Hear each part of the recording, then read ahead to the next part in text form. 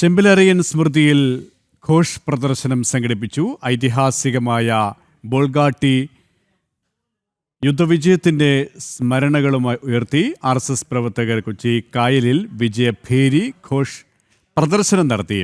RSS ശതാബ്ദി യുവ കാര്യക്രമങ്ങളുടെ മുന്നൊരുക്കമായി കൊച്ചി മഹാനഗരത്തിൽ സംഘടിപ്പിച്ച വിവേകാനന്ദ ജയന്തി യുവ സാംഖികിന്റെ ഭാഗമായാണ് അനുസ്മരണ ഘോഷ് പ്രദർശനം സംഘടിപ്പിച്ചത്.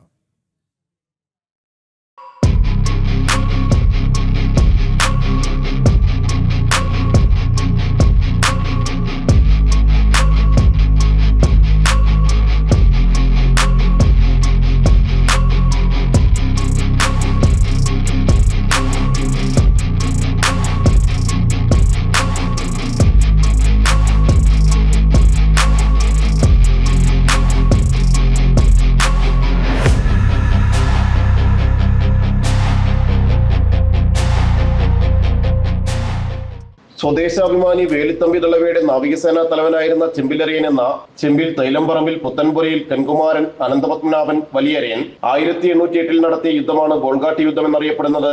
1808 ഡിസംബർ 29 രാത്രി 100ഓളം ചെറുവള്ളങ്ങളിൽ സൈനികരുമായി ചെമ്പിലറിയൻ ബ്രിട്ടീഷ് പ്രസിഡന്റ് കോളനി മെക്കാളയുടെ ആസ്ഥാനമായിരുന്ന ബോൾഗാട്ടി പാലസ് ആക്രമിക്കുകയായിരുന്നു. പരാജയം ഭയന്ന മെക്കാളെ രാത്രി തന്നെ ഓടി രക്ഷപ്പെട്ടു. പിന്നീട് ചെമ്പിലറിയൻ പിടിക്കപ്പെടുകയും 1811 ജനുവരി 13 ബ്രിട്ടീഷ് ജയിലിൽ കൊല്ലപ്പെടുകയുമായിരുന്നു.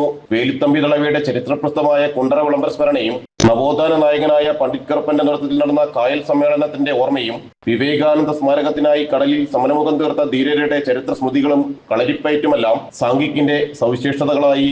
ജനം, കൊച്ചി.